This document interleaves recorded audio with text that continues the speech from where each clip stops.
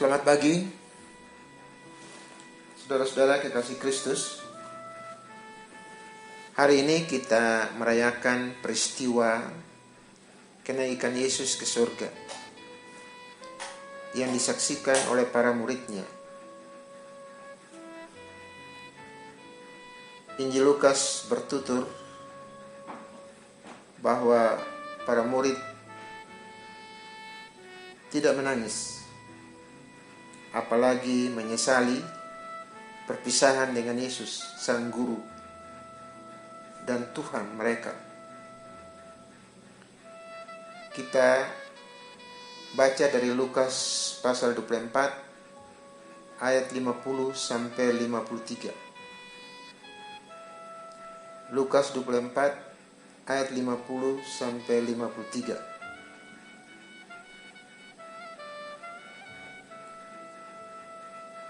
Dengan tema makna kenaikan Yesus ke surga. Jadi tema hari kenaikan Yesus ke surga pada pagi ini adalah makna kenaikan Yesus ke surga. Saudara-saudara, sikap sujud menyembah para murid menunjukkan bahwa para murid tidak hanya mengakui kekuasaan Yesus, tetapi juga percaya pada apa yang akan dikerjakannya.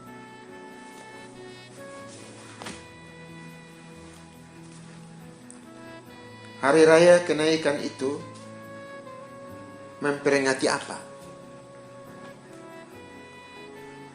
Memperingati saat ketika Tuhan Yesus meninggalkan kita. Meninggalkan kita kok diperingati? Kan mestinya disesali. Mestinya disesali. Mengapa sih engkau pergi juga? Mengapakah sih Tuhan pergi? Kok tega-teganya Tuhan meninggalkan kami?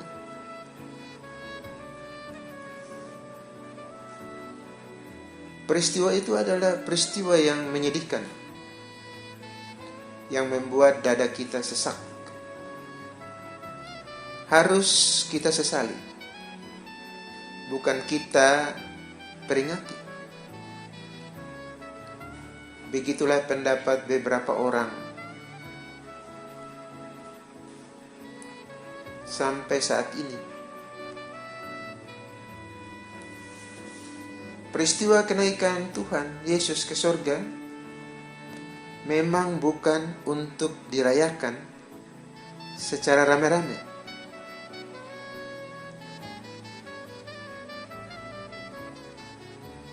Tidak perlu ada. Namun demikian, yang ingin saya katakan adalah secara teologis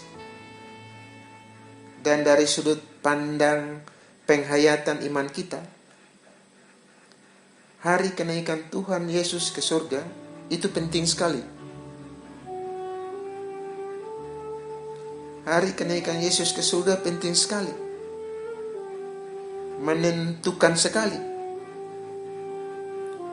relevan sekali. Peristiwa itu adalah suatu yang bagi kita orang Kristen sebenarnya justru jauh lebih langsung ada sangkut paut dan relevansinya ketimbang yang lain. Intinya ialah kenaikan Tuhan Yesus ke surga merupakan sebuah tonggak batas yang membedakan antara periode sebelum kenaikan dan periode setelah kenaikan.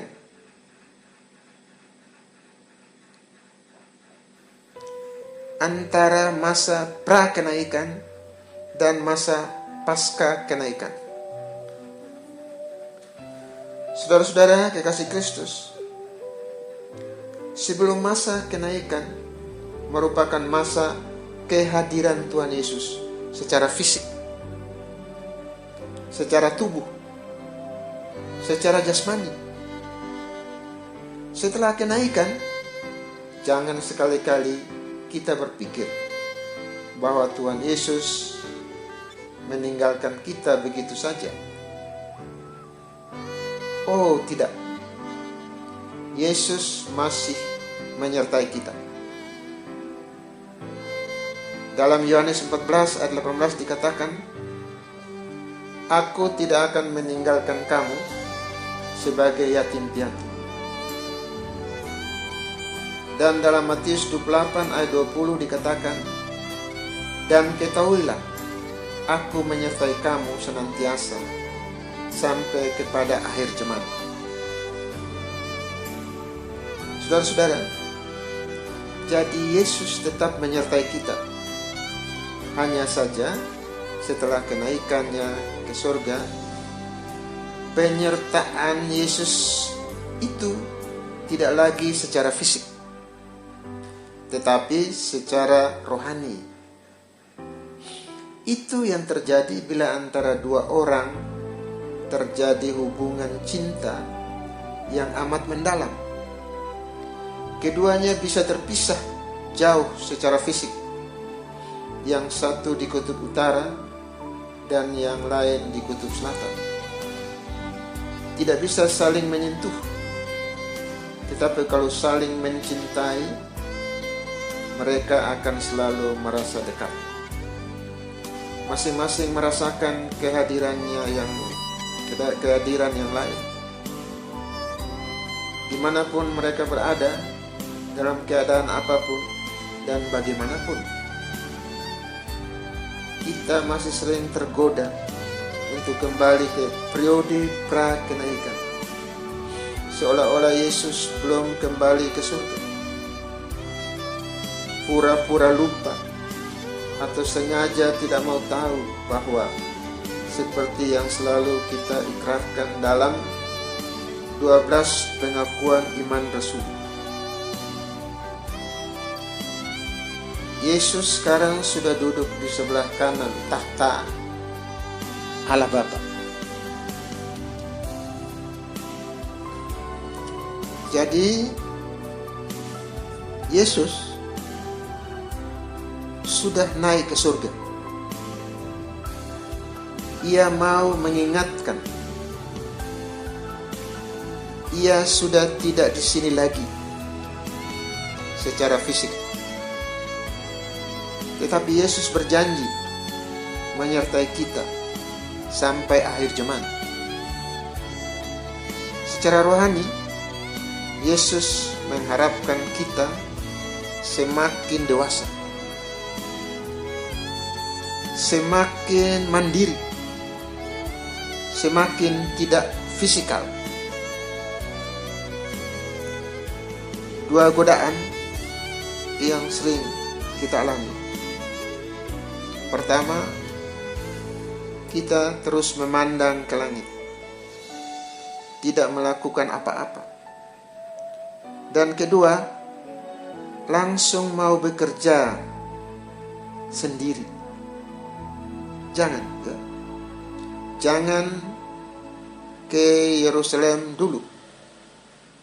Berdoa, bersekutu, perbaiki hubungan dengan Tuhan, jalin hubungan dengan sesama, baru ke seluruh dunia. Jadikanlah segala bangsa itu muridku. Itu pesan Yesus ketika dia naik ke surga.